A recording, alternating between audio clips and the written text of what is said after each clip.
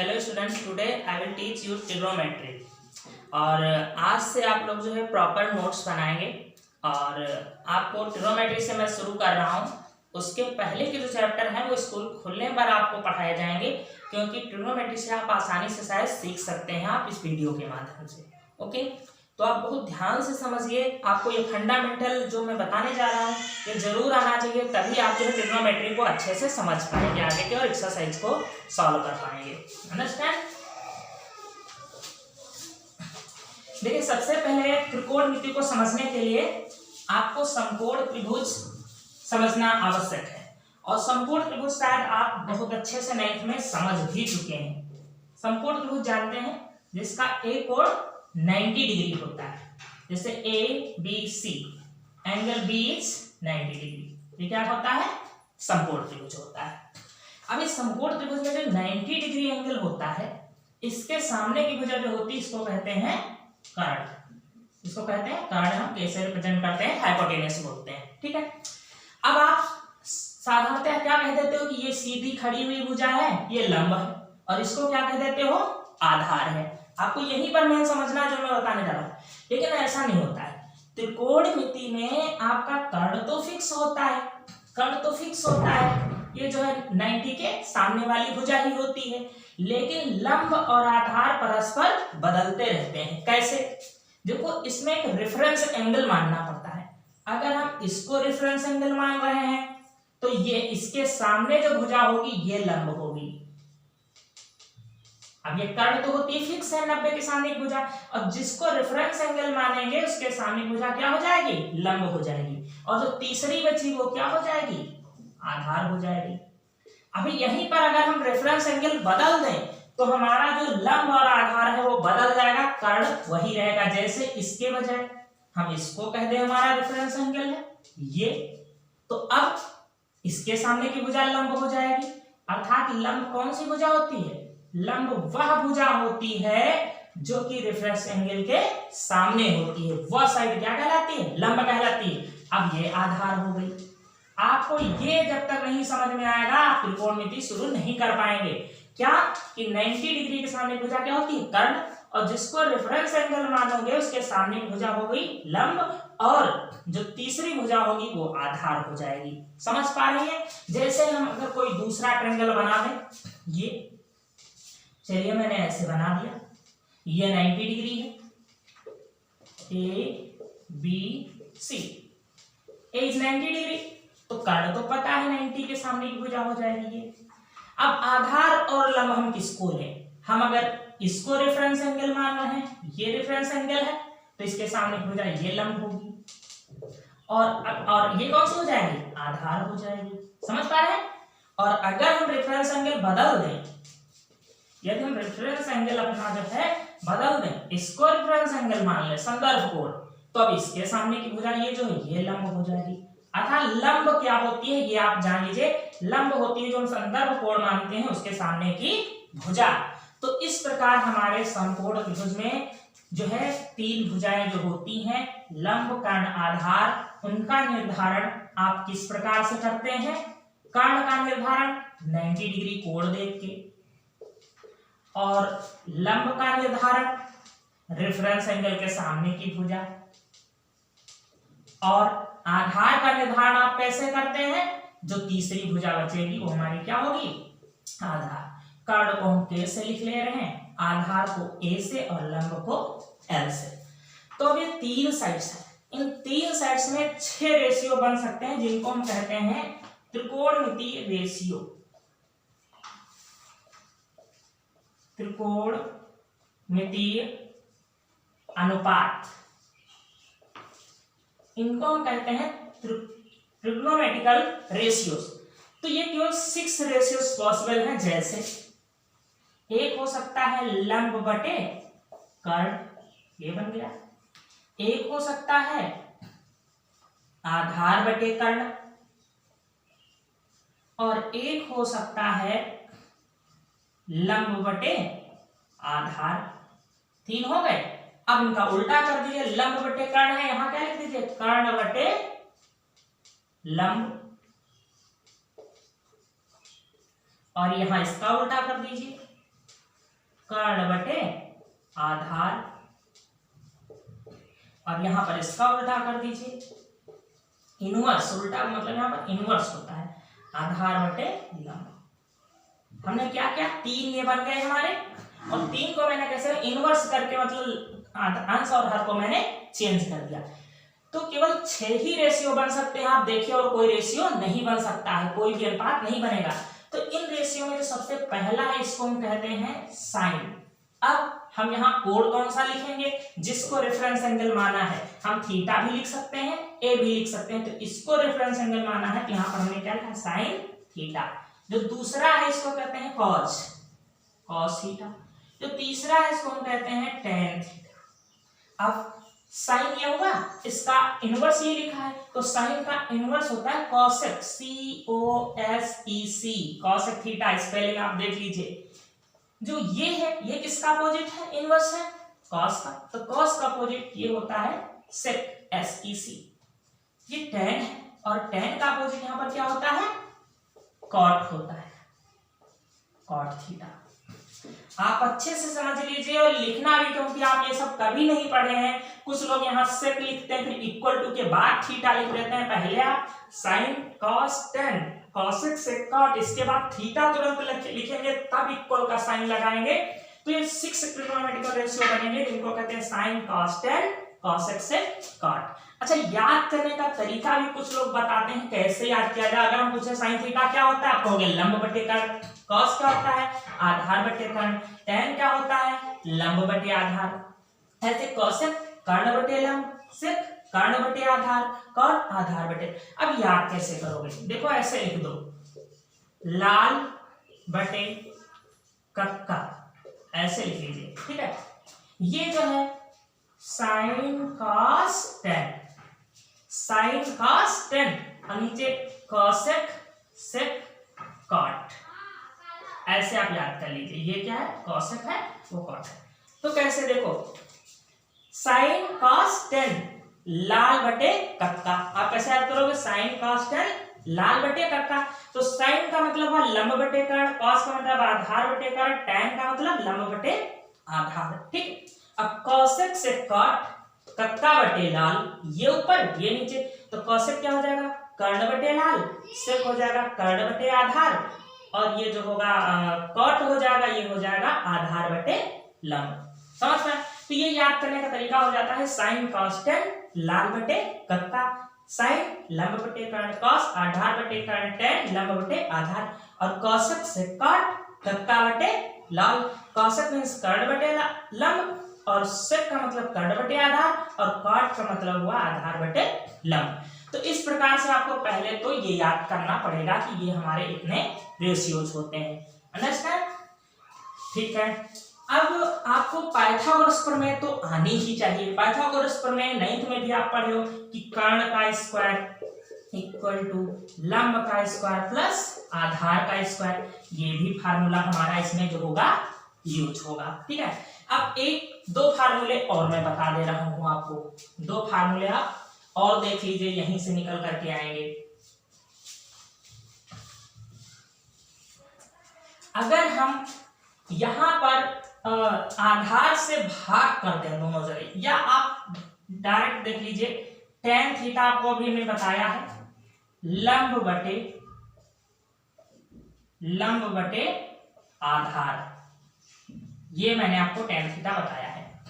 अगर हम ऊपर नीचे कर्ण से भाग कर दें, ऊपर भी हम कर्ण से भाग कर दें और नीचे भी हम कर्ण से भाग कर दें, डिवाइड कर दें, देखिए हमने अंश में भी कर्ण से डिवाइड कर दिया, आधार से में भी कर्ण से डिवाइड कर दिया, तो हमारा tan थीटा क्या बन गया, लंब बटे कर्ण। और लंब बटे कर्ण किसको कहते हैं, साइन को, अर्थात यहाँ पर आ जाएगा साइन थीटा। नीचे आधार बटे कर्ण, आधार बटे कर्ण किसको कहते हैं, कॉस को कहते हैं, कॉसेक को कहते हैं। तो यहाँ सॉरी, यहाँ पर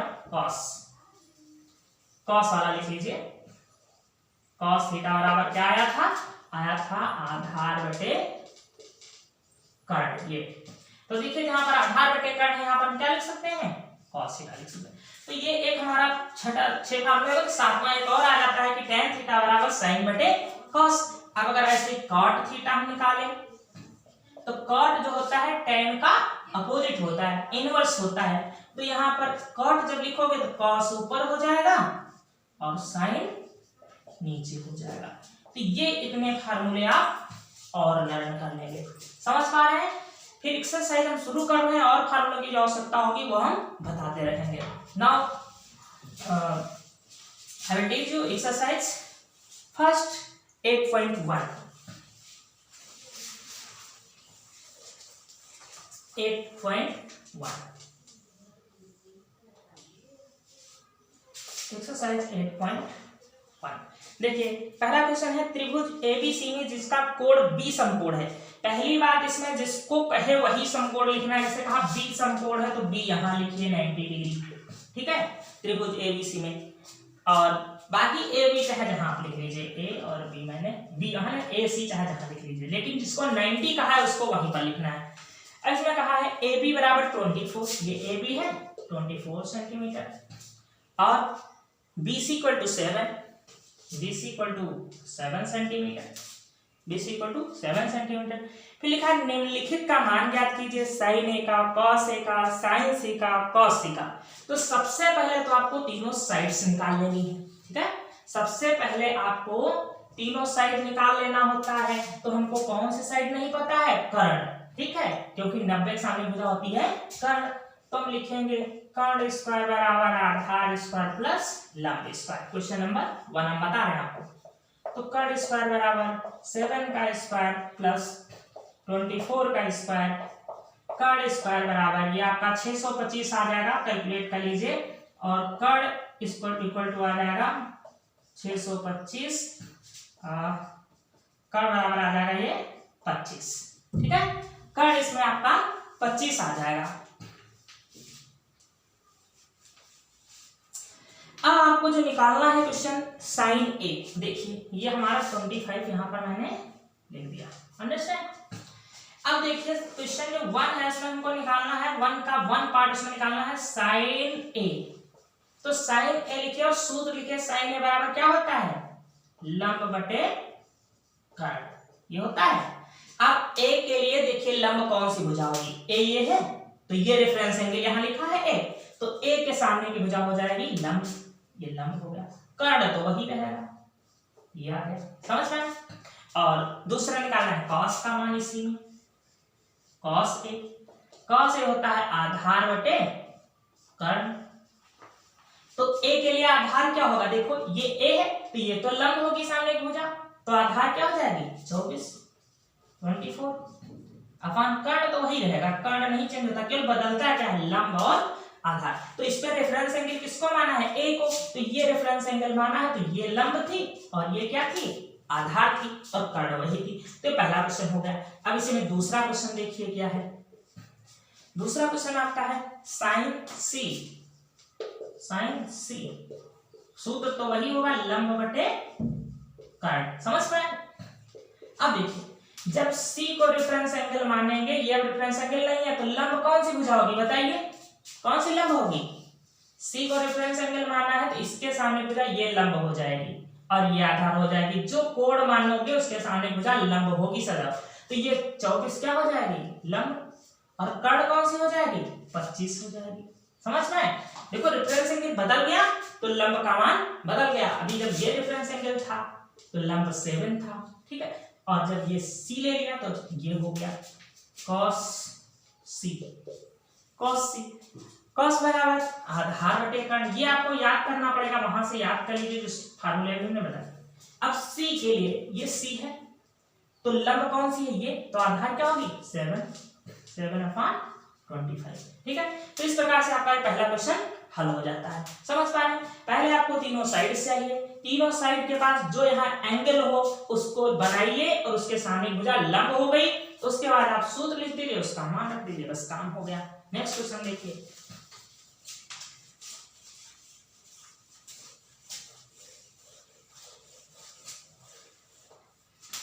exercise 8.1 question number 2।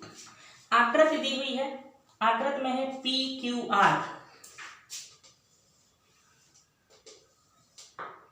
P Q R, Q is 90 degree, Q 90 degree दिया हुआ है, ये है 12, ये है 13, ठीक है। अब आपको इसमें निकालना है tan p minus cot r का मान। तो सबसे पहले आपका काम क्या है, ये आपकी 90 के सामने भुजा क्या होगी, कर्ण हो गई। और यहाँ आप लंब आधार ना लिखा करें, क्यों, क्योंकि लंब और आधार तो बदलते रहते हैं, चाहे इसको लंब हो सकता है, ये भी लंब हो सकता है। तो हमको ये साइड से निकालना है, इसको जो मन हो। अभी आप मान लीजिए ये हमारा यहाँ पर क्या है, क्वेश्चन मार्क है। तो सबसे पहले हम लिखेंगे त्रिभुज पी क्यू आर में पाइथागोरस प्रमेय से क्या हो जाएगा, कर्ण स्क्वायर बराबर आधार का स्क्वायर प्लस लंब का स्क्वायर। कर्ण है 13, ये है 12। आप चाहे जिसको भी आधार मान लीजिए, ये तो बदलता रहेगा ना। और लंब हो गया 12। ये यहां से हो गया 169 इक्वल टू आधार स्क्वायर प्लस ये हो जाएगा 144। यहां से a स्क्वायर बराबर बचेगा 25 और a बराबर आ जाएगा 5।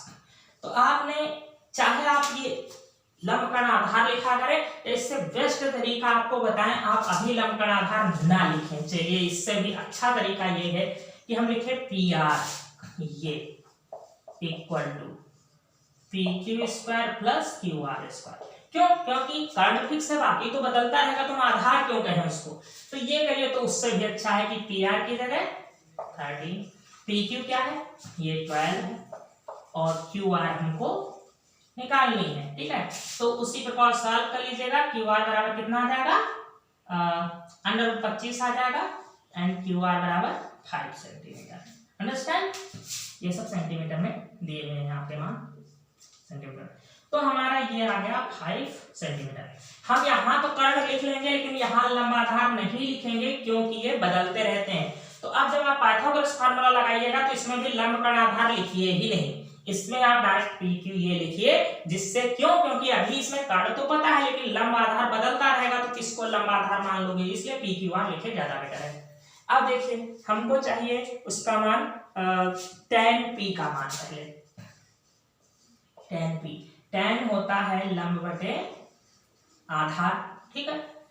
तो p ये वाला है, ये रेफरेंस एंगल होगा, तो लंब कौन सी भुजा होगी बताइए, इसके सामने की भुजा लंब होती है सदा रेफरेंस एंगल, तो लंब हो गई 5 और आधार कर्ण को छोड़ दीजिए, दूसरी भुजा है ये क्या हो जाएगी, आधार हो जाएगी। समझ पा रहे हैं कि P जो एंगल यहाँ लिखा होगा उसके सामने जो भुजा होगी वो लंब होगी, और कर्ण तो फिक्स होता है 90 सामने, तो तीसरी भुजा आधार हो जाएगी।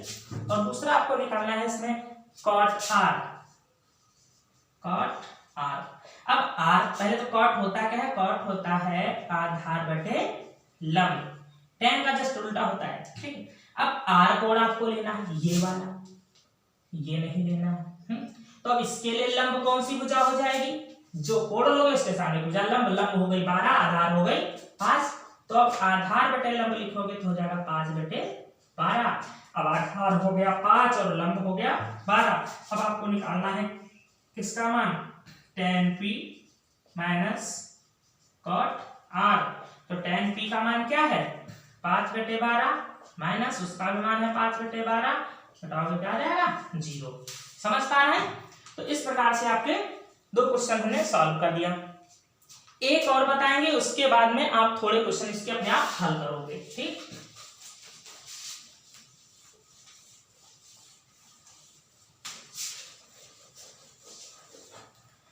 थ्री नंबर देखिए, sine A equal to 3/4, sine A equal to 3/4 ये दिया हुआ है। तो cos ए और tan ए का मान निकालना है, ठीक है। तो आप त्रिभुज बनाने की कोई जरूरत ही नहीं, जब आपको sin ए cos ए का मान डायरेक्ट दिया हो तो कोई त्रिभुज मत बनाइए। देखिए sin ए बराबर होता क्या है, लंब बटे कर्ण होता है। तो इसका मतलब आपको लंब डायरेक्ट दिया है कितना 3 और कर्ण दिया है 4। समझ पा रहे स्टूडेंट, साइन बराबर होता है लंब बटे कर्ण, तो आपको लंब दिया है 3 और कर्ण की जगह कितना लिखा है 4 लिखा है। जब इस प्रकार से लिखा हो साइन ए बराबर, ऐसे त्रिभुज मत बनाइए, कोई जरूरत नहीं है। तो आपको क्या नहीं पता है, आधार नहीं पता है, पाइथागोरस प्रमेय लगा दीजिए, कर्ण स्क्वायर इक्वल टू लंब स्क्वायर प्लस आधार स्क्वायर। कर्ण है आपका 4, लंब है आपका 3, आधार स्क्वायर 16 इक्वल टू ये कितना हो जाएगा 9 प्लस आधार स्क्वायर 7, तो आधार बराबर क्या है √7। अर्थात जब आपको इस प्रकार से मान दिए, भुजाओं के मान ना दिए हो, आपको डायरेक्ट दिया हो sin a बराबर 3/4, tan a बराबर 2/3 ऐसे, तो आपको डायरेक्ट फार्मूला लगा देना है कि sin a बराबर क्या होता है लंब बटे कर्ण, लंब ये कर्ण ये, तो आधार हम क्या करेंगे निकाल लेंगे। अब आपको लंब भी पता है, कर्ण भी पता है, आधार भी पता है, ठीक है। तो अब आप निकाल लेंगे cos a की वैल्यू। cos a बराबर क्या होगा आधार बटे, आप आधार ऐसे लिख सकते हैं, ऐसे भी लिख सकते हैं, आधार बटे कर्ण। तो आधार की वैल्यू क्या निकाला है √7 और कर्ण हमारा क्या है 4, ये देखो लिखी हुई है। और दूसरा आपको निकालना है tan a। tan a बराबर क्या होता है लंब बटे आधार। आपका लंब कितना है 3 और आधार कितना है √7, ये निकाला है। आपको कर सकते हैं इस प्रकार से, ठीक है। अब आपको कुछ क्वेश्चन हम पहले दे रहे हैं, आप कोई जरूरी नहीं, आप 10th क्लास के स्टूडेंट्स हैं, केवल बुक से आप नहीं पढ़ेंगे, आपको अलग से भी क्वेश्चन हल करने पड़ेंगे। तो आप वैसे जो 4 नंबर है उसके लिए मैं हिंट बता दे रहा हूँ। 4 नंबर में लिखा है 5 cot a = 8, 5 cot a = 8, तो आप लिख लोगे cot a = 8/5। अब cot बराबर होता क्या है, cot होता है आधार बटे लंब। तो आपको आधार दिया हुआ है 8 और लंब दिया हुआ है 5, आप क्या करेंगे कर्ण निकाल लेंगे। और जब ये आधार लंब कर्ण निकल आएगा पाइथागोरस प्रमेय लगा लेंगे, ठीक है। तब आपको जो भी मान निकालना है, आपको निकालना है sec a, sin a, sec a सब निकाल सकते हैं आप। तब आप sin a और sec a का मान निकाल सकते हैं। sin a में लंब बटे कर्ण कर देना और sec में कर देना कर्ण बटे आधार। क्या समझ पा रहे हैं? तो ये क्वेश्चन आपको अपने आप करना है। आप ये 5 यहां से हटाएंगे, बटे में आ जाएगा cot a बराबर आधार बटे, अभी आप सूत्र देख देख के करेंगे, उसके बाद में आपको याद जरूर हो जाना चाहिए कल तक हर हाल में। आधार बटे लंब, ठीक है, ये cot a बराबर होता है जो हमने 6 फार्मूले बताए हैं। तो ये हो गया आधार, ये हो गया लंब, तो आपको निकालना क्या है कर्ण। आप पाइथागोरस सूत्र लगा करके कर्ण निकाल लीजिए। फिर sin a बराबर ये मान रख दीजिए, ये रख दीजिए, ठीक है। अगले क्वेश्चन में हिंट आपको कर रहे हैं। अगला क्वेश्चन कैसे करेंगे, क्वेश्चन नंबर 5 में आपको sec थीटा बराबर दिया है 13/12, ठीक है। अब आप देखिए sec होता क्या है, sec बराबर आपका जो होता है वो होता है कर्ण बटे आधार। आप देख लीजिएगा वहां से, तो आपका कर्ण कितना है 13, आधार कितना है 12 है। आप फार्मूला लगा लीजिएगा आधार स्क्वायर प्लस लंब स्क्वायर, और यहां से आप लंब निकालेंगे तो कितना निकल आएगा आपका 5। या आप निकालेंगे, कैलकुलेशन पूरी करें। अब आपको कर्ण भी पता है, आधार भी पता है और लंब भी पता है। आपको लिखा है सभी त्रिकोणमितीय अनुपात प्राप्त कीजिए, मतलब आपको साइन भी प्राप्त करना है, cos थीटा भी निकालना है, tan भी निकालना है, cot थीटा भी निकालना है, sec तो दिया है, cos sec भी निकालना, सब निकाल लीजिएगा। सबके फार्मूले लगा करके लंब बटे कर्ण, कर्ण बटे आधार जो भी होता है, और सारे यहाँ पे वैल्यूज दी हैं। ओके, तो आपको 5 क्वेश्चन ये सॉल्व कर लेना है, और आगे के जो क्वेश्चन है वो अगर कर पाए तो आप करिए, नहीं तो नेक्स्ट वीडियो में आपको बताए जाएंगे।